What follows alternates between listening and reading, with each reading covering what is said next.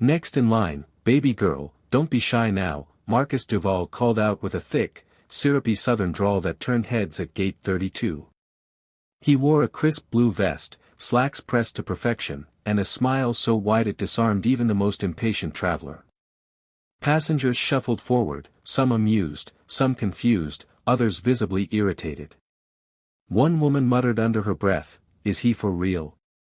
Nearby, a teenage girl smirked and hit record on her phone, whispering, "This gonna go viral." Marcus didn't flinch. His, "Yes ma'am," and, "Show, you right," rolled out with flair. His tone exaggerated, joyful, almost like a caricature. A few people laughed, but not always kindly. A man in a suit nudged his wife and whispered, "What kind of clown show is this?"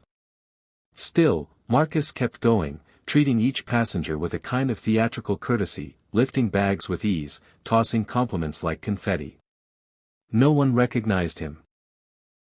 Not a single person at gate 32 knew they were being served by the founder of Wanderlux, the man who had revolutionized travel experiences for underrepresented communities. Today was his last day. His $750 million company had just been sold. He had nothing to prove, and no need to impress. But he had a reason. A mission. And a quiet smile played on his lips as he stamped another boarding pass. The world often judged first by voice, by look. He was here to challenge that, one "bless your heart" at a time. Just as the crowd began to thin at gate 32, a frail woman shuffled to the counter, clutching two worn suitcases and a faded handbag. Her hands trembled as she tried to explain, her voice cracking, "My daughter's, she's having surgery. I need to be there. Please." The agent behind the counter, not Marcus, shook his head. "Ma'am, it's $120 for the extra bag." She fumbled through her purse, pulling out crumpled bills and loose coins. "Not enough." Marcus stepped forward, still in his airport agent disguise, that warm drawl curling around every word. "Now hold on just a second," he said, stepping between her and the counter. He leaned down, looked her in the eye, and smiled softly. "Miss, I believe your bags, and your heart, are too full for this kind of nonsense." He scanned her boarding pass, typed something on the screen, and with a wink said, "Ma'am, today, your wings get an upgrade too." In her hand, he slipped a crisp, first-class ticket. The woman looked at it, then back at him, her lip quivering. "Why would you do this?" she whispered. "Because love travels faster when you're seated up front," he said. She pulled him into an embrace, sobbing softly into his vest.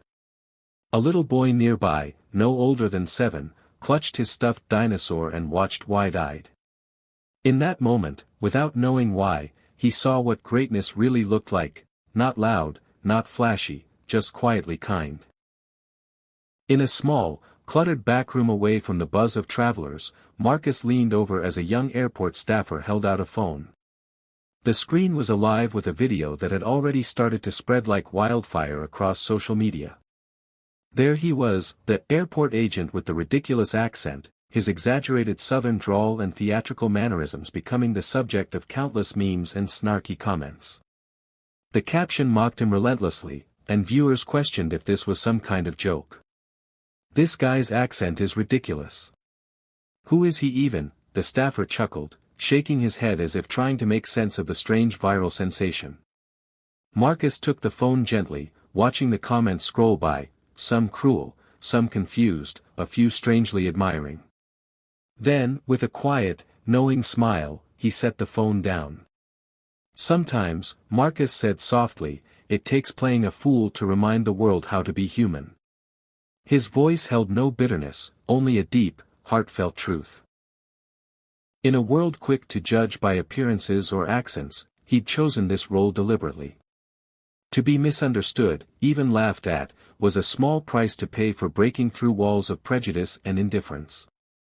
As the staffer nodded, still unsure but curious, Marcus straightened his vest and headed back toward the gate.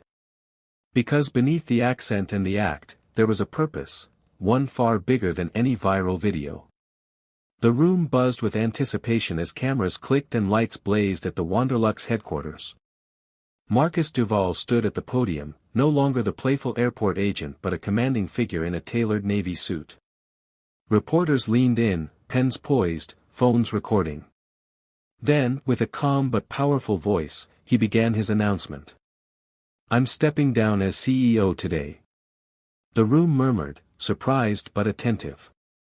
Then Marcus paused, a gentle smile crossing his face. "You might remember a video going viral recently, the man at the airport with the ridiculous accent. That was me." Gasps rippled through the crowd.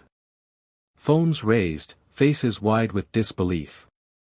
He continued, voice steady and filled with quiet passion, "I started Wanderlux after being denied service at an airport simply because of how I looked, because of the way I spoke. I built this company not just to create unforgettable travel experiences, but to remind the world that every traveler deserves dignity and respect, whether they speak like a CEO or like someone's granddaddy from Georgia." Tears welled up in the eyes of some reporters, others nodded in silent understanding. "This company has grown beyond me," Marcus said. "But its heart, the belief that kindness and respect should never be optional, that's what I leave behind." In that moment, Marcus wasn't just a man exiting a $750 million empire.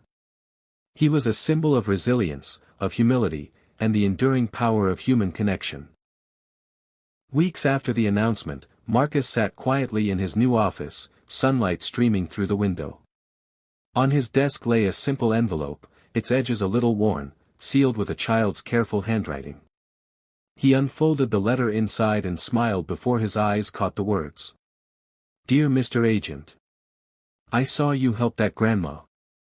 I want to be like you when I grow up. My mama says kind people change the world." His throat tightened. The letter was small, but its message was immense, a reminder that the smallest acts of kindness could ripple far beyond what anyone might expect.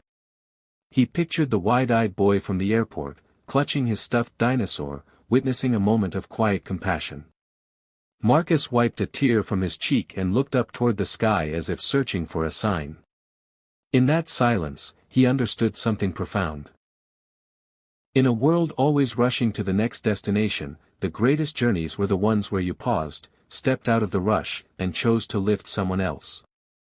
Because kindness wasn't just a gesture, it was a legacy.